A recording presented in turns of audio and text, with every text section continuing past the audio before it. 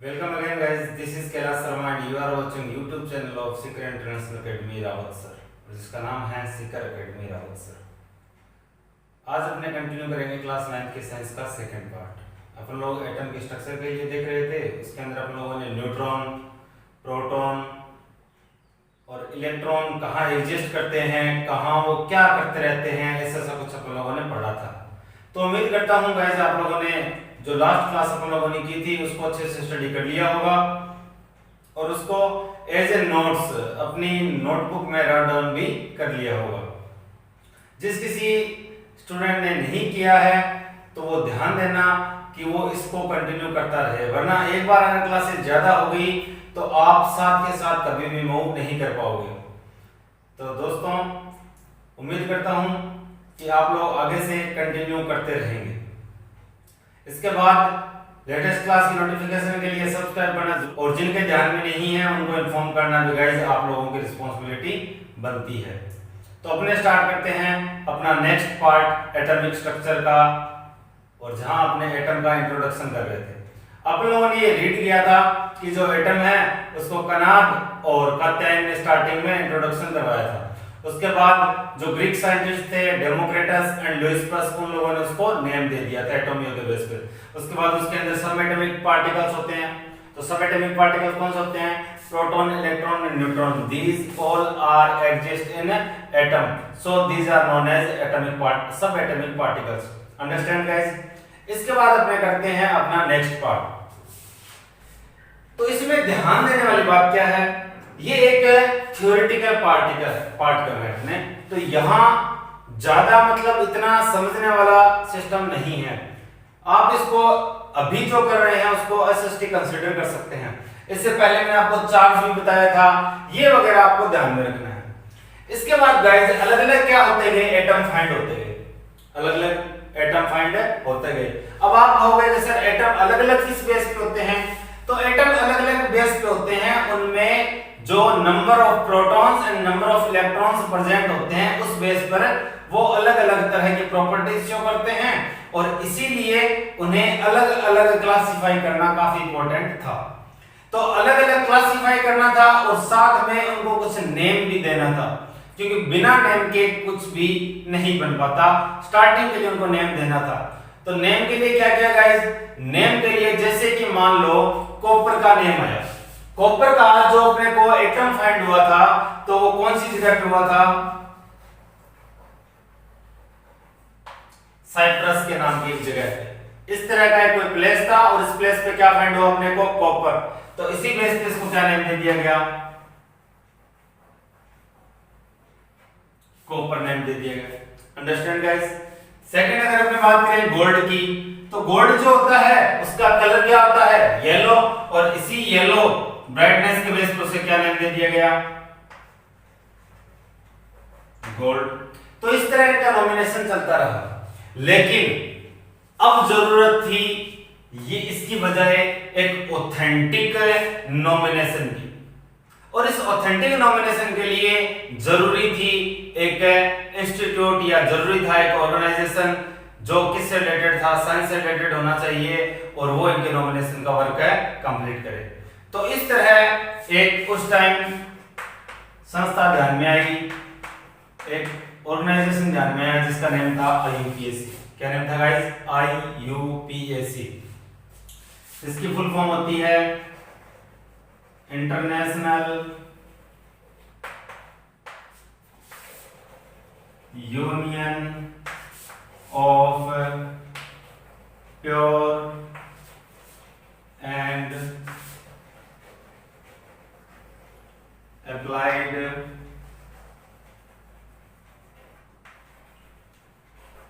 Chemistry. ये इसकी क्या थी?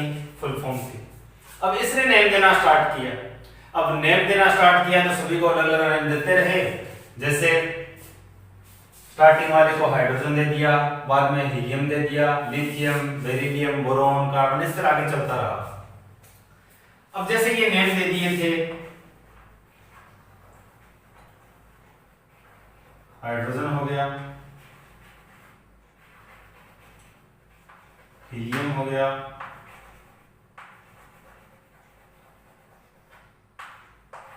लिथियम हो गया। इस तरह इनके नेम आगे चलते रहे। अब जरूरी था स्टार्टिंग में इनको रिप्रेजेंट करना। क्या जरूरी था गाइस? रिप्रेजेंट करना। तो रिप्रेजेंट करने के लिए क्या सिस्टम अपनाया? एक बेसिक सा सिस्टम। हाइड्रोजन को कैसे रिप्रेजेंट किया जाने लगा? एक इस तरह स्फीयर बनाया जाता और उसमें क्या बना दिया जाता? डॉट। इट मींस ये क्या है? हाइड्रोजन है। क्या है गाइस? हाइड्रोजन। ऐसे ही अगर ऑक्सीजन को रिप्रेजेंट करना होता तो इस तरह क्या बनाया जाता? सर्किल बनाया जाता और उसके अंदर क्या सीधा छोड़ दिया जाता, तो ये क्या होती? ऑक्सीजन होती। अगर फास्फोरस शो करना होता तो फास्फोरस के लिए क्या करना होता? इस तरह बनाते और इस तरह लाइनिंग बना दी जाती। ये किसके लिए था गाइस? फास्फोरस के लिए था। सल्फर के लिए क्या था गाइस? सल्फर के लिए कुछ ऐसा था। कॉपर के लिए क्या था? कॉपर के लिए सी लगा देते बीच में। ऐसे ही आयरन के लिए क्या था? आयरन के बीच में क्या लगा देते? आई लगा देते। लेड के लिए एल लगा देते। इस तरह गाइस स्टार्टिंग में इनको क्या था? रिप्रेजेंटेशन का मेथड था। लेकिन अब आप सोच सकते हो मैंने इतना बनाया जिसमें कितना टाइम लगता है, तो यही वहां प्रॉब्लम है। अब टाइम था इस प्रॉब्लम को दूर करने का। इस प्रॉब्लम को कैसे दूर किया? इस प्रॉब्लम को दूर किया इनको रिप्रेजेंटेशन के मेथड से।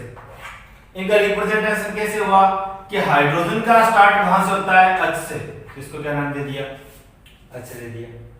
अब now you say that helium is also start from an H. Then how can we it represent like this method? इस मेथड से अपने इसको H से कैसे शो कर सकते हैं? H तो हाइड्रोजन भी हो जाता और H हीलियम को। तो गाइस सेकंड जो लेटर है इसको साथ बनाना स्टार्ट कर दिए। ध्यान कर क्या रखा गया? फर्स्ट लेटर क्या होता? कैपिटल होता और सेकंड स्मॉल होता। यानी फर्स्ट लेटर जो है वो क्या होता? कैपिटल। इस तरह आगे कंटिन्यू चलता रहा। जिसमें दो होते उनको क्या कर देते? जैसे कि कार्बन को किससे रिप्रेजेंट किया जाता है? सी से।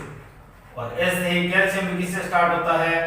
सी से। तो इसके लिए क्या रिप्रेजेंट किया गया? सी। कुछ एक ऐसे थे जैसे कि सोडियम की बात करते हैं तो सोडियम का क्या? सोडियम को लैटिन नेम से रिप्रेजेंट किया जाने लगा। किस नेम से गाइस है? लैटिन से। तो सोडियम का लैटिन जो नेम होता है वो होता है नेट्रियम।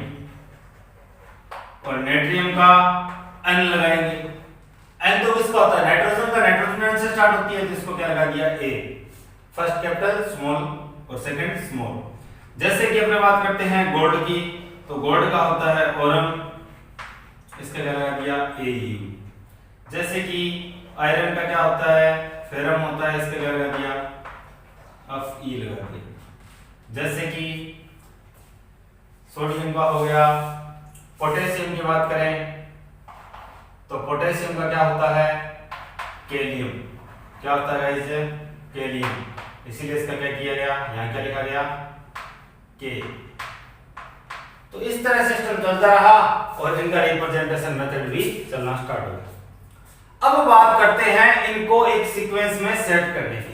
इसको एक सीक्वेंस में सेट करने की। इसका वैसे तो स्क्रीनशॉट लेने की कोई जरूरत नहीं है। अगर आप में से कोई फिर भी इसको राइट डाउन करना चाहता है तो इसका स्क्रीनशॉट ले सकता है।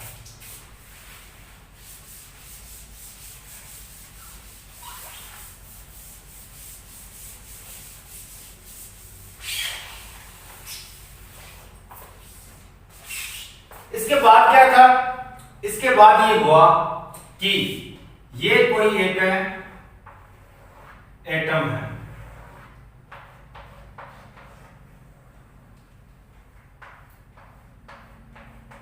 इस एटम में अपने को मालूम है क्या प्रेजेंट होते हैं?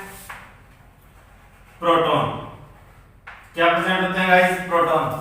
And they all are located in nucleus. Second क्या होते हैं? Electron. and they are located in orbits and continuously moving around the nucleus. Third होते हैं neutron. they are also located in nucleus, but we don't talk about them. अपने पास दो है, proton और इलेक्ट्रॉन। तो प्रोटॉन और इलेक्ट्रॉन इनके स्पेसिफिक नंबर होते हैं। जैसे कि अगर अपने कोई एटम की बात करें तो उसमें कितने प्रोटॉन होगा? 1 प्रोटॉन होगा।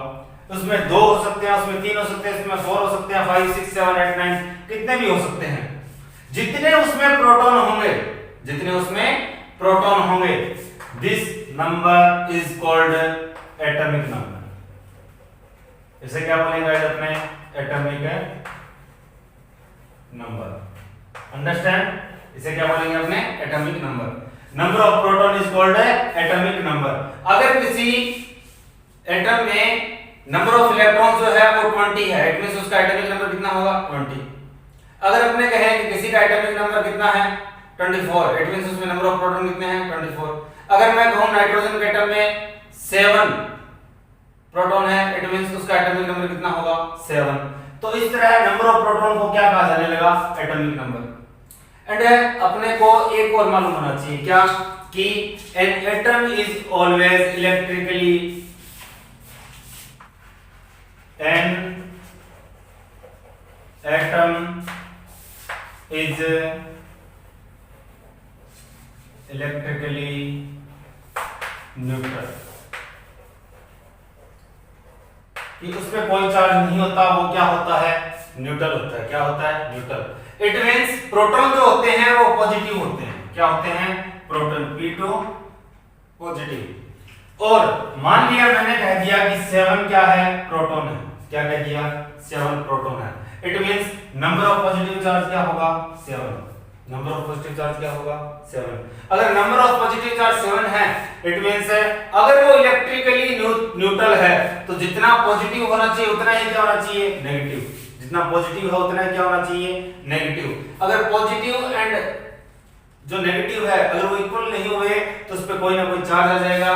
और ये जो एक फंडामेंटल सेंटेंस है, it will be proved wrong, या गलत साबित हो जाएगा।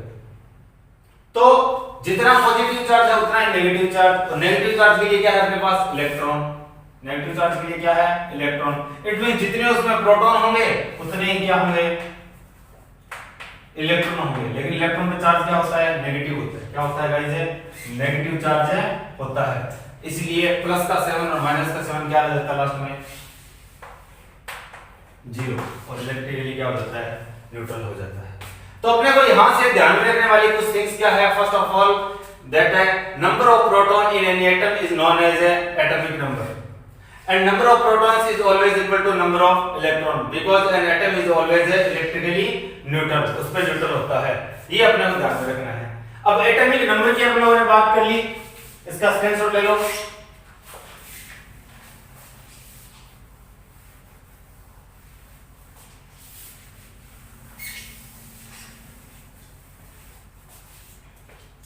अब जिसमें 1 प्रोटॉन था उसका एटॉमिक नंबर क्या हो गया?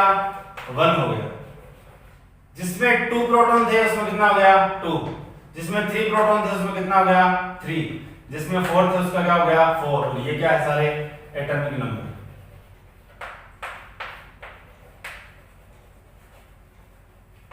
तो फर्स्ट एक इलेक्ट्रॉन, सिंगल इलेक्ट्रॉन किसमें था? ये था हाइड्रोजन में। 2 किसमें थे? 2 थे हीलियम में। 3 किसमें थे? लिथियम में। 4 किसमें थे? बेरिलियम में। 5 किसमें थे? बोरॉन में। 6 किसमें थे? कार्बन में। 7 किसमें थे? नाइट्रोजन में। 8 किसमें थे? ऑक्सीजन में। 9 किसमें थे? फ्लोरीन में। और 10 किसमें थे? नियोन में। तो ये क्या है? Number of proton. जितने नंबर ऑफ प्रोटॉन थे वो ही उसका क्या हो गया? एटॉमिक नंबर हो गया। तो अपने कहेंगे लिथियम का एटॉमिक नंबर कितना है 3, इट मींस इसमें नंबर ऑफ प्रोटॉन कितने हैं 3 and we also know that number of protons is always equal to number of electrons, it means there is 3 electrons in a lithium atom. तो ऐसे ही इन सभी का मालूम चल जाता है ऑक्सीजन में कितने इलेक्ट्रॉन होंगे 8 एंड प्रोटॉन में कितने होंगे 8, यानी कि होता तो प्रोटॉन का नंबर ही एटॉमिक नंबर है, लेकिन प्रोटॉन का नंबर किसके इक्वल होता है इलेक्ट्रॉन के नंबर के। तो अपने ये भी कह सकते हैं एटॉमिक नंबर से अपने मालूम चल जाता है कि इलेक्ट्रॉन भी कितने हैं। अब ये ऐसे चलता रहा और इनका जो शो करने का मेथड था, एटॉमिक जो इनका सिंबल था वो मैं लिख देता हूं। और ये क्या नेम थे, ये थे एलिमेंट्स। H इसका था He, इसका था Li, इसका था Be, इसका था B, इसका था C, इसका था N, इसका था O, इसका था F, इसका था Ne। क्योंकि N इसमें आ गया तो इसका Ne लगा दिया गया। अब ये ऐसे तो चलता रहा, तो दिक्कत कहाँ आई? दिक्कत आई कुछ एक एटम ऐसे थे जिनमें जो प्रोटॉन्स थे वो 100 से अबव थे। कितने थे? 100 से अबव। और उस टाइम तक कुछ साइंटिस्ट थे, जैसे कि एक रदरफोर्ड के नाम से एक एटम था। तो इस तरह के कुछ एटम थे जहां कुछ साइंटिस्ट ऐसे कर रहे थे कि इसको इन्वेंट हमने किया या डिस्कवर हमने किया, कुछ साइंटिस्ट ऐसे कर रहे थे इसको डिस्कवर हमने किया। तो रदरफोर्ड भी ऐसा ही एटम था। उसका कुछ साइंटिस्ट तो नाम उसका कुछ और रखना चाह रहे थे, मेंडेलियम जैसे आइंस्टीनियम रखना चाहते थे, कुछ एक इसको रदरफोर्ड रखना चाहते थे। तो ये पजल वाली बात हो गई। अब अगर इसको जो रूसी साइंटिस्ट थे उनका नाम देते तो अमेरिका वाले नाराज, और अमेरिका वालों का नाम देते तो रूस वाले नाराज। तो उन्होंने इन सब को छोड़ के एक अलग ही मेथड निकाला, इन सब को छोड़ के एक अलग ही मेथड निकाला।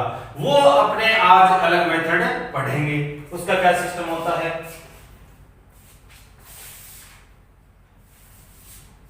तो इसका आप स्क्रीनशॉट ले लेना।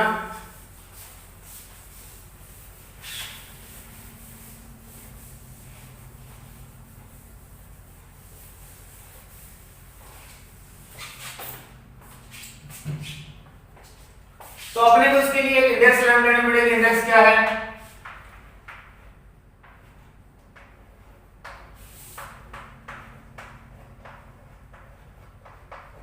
N by try quad pent hex set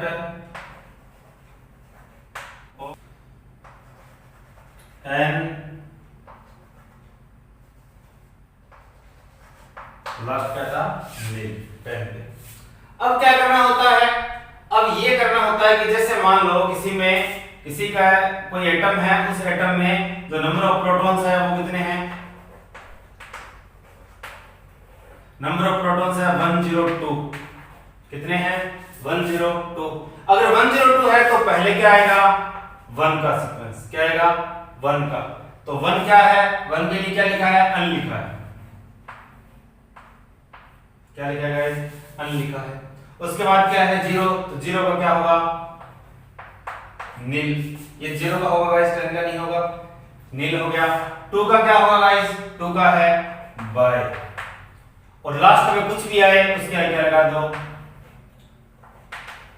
EM लगा दो। क्या लगा दो? लास्ट में ईएम लगा दो। इसके पीछे ऑलरेडी आई था, इसलिए मैंने क्या कर दिया? बायस कर दिया। तो इसका नेम हो गया 102 वाले एटम का नाम दे गया आईपीसी अननील बायगम। तो इस तरह क्या हो गया कि कोई भी साइंटिस्ट का कोई झगड़ा था वो सारा का सारा दूर हो गया और एक नई तरह से एटम्स के नॉमिनेशन की स्टार्टिंग हुई। और इनका सिंबल क्या दिया जाता? इनका सिंबल दिया जाता N से क्या जाता? U, N से क्या जाता? N, और B से क्या जाता? ये B। तो ये क्या बन गया? Atomic symbol. अब मेरे को एक ऐसे एटम की बात करनी है जिसमें प्रोटॉन कितने हो? जिसमें प्रोटॉन हो गए 106, यानी कि इसका एटॉमिक नंबर क्या हो गया?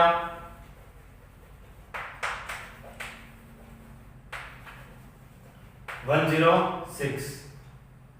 तो 1 के लिए देखो वहां क्या है? अन है, तो इसका नेम में स्टार्ट में क्या आएगा? अन। 0 के लिए क्या है? नील है, यह आ गया नील। 6 के लिए क्या है? हेक्स। ये इसका नेम हो गया। मैंने आपको कहा था लास्ट में क्या लगाना है? आपको ईएम लगाना है। तो अननीलहेक्सियम, ये इसका क्या हो गया, नेम हो गया। और आपको इसका क्या लिखना है, सिंबल लिखना है। तो सिंबल के लिए आप क्या करोगे, अन का यू, नील का एन और हेक्सियम का एच लग जाएगा, इसका सिंबल हो जाएगा। अगर अपने एग्जांपल ले 119 का, तो 119 के लिए क्या होगा, 1 आ गया स्टार्टिंग में, तो 1 का क्या होगा अन, फिर से क्या आ गया 1, तो 1 का क्या होगा अन, फिर से क्या आ गया 9, तो 9 का क्या होता है एन, और लास्ट में क्या लगाना है ईएम, तो क्या बन गया अन अन एन यू। और इसका सिंबल क्या होगा यू, फर्स्ट कैपिटल होगा यू, फिर सेकंड स्मॉल होगा, फिर आगे स्मॉल ही चलेगा ई।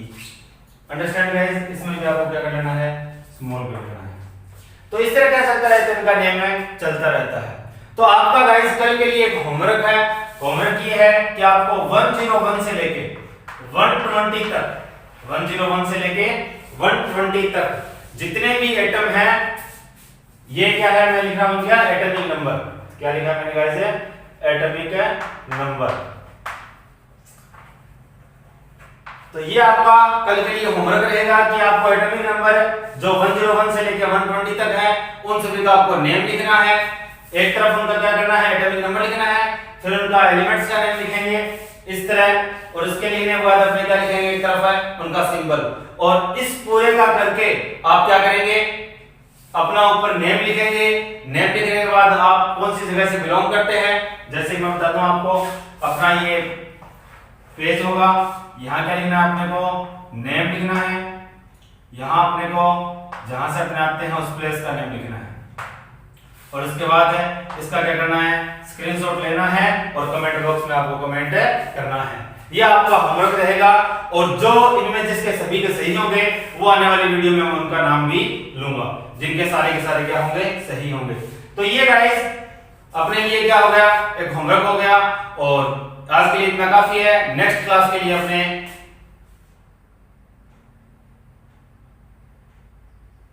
बाकी का अपने नेक्स्ट क्लास में करेंगे। तो गाइस थैंक्स, धन्यवाद। इसके अलावा जिस किसी ने सब्सक्राइब नहीं किया है वो सब्सक्राइब कर ले चैनल को, और दूसरों को भी इन्फॉर्म कर दे, और साथ में अपने नोट्स बनाते चलिए। तो स्टे होम।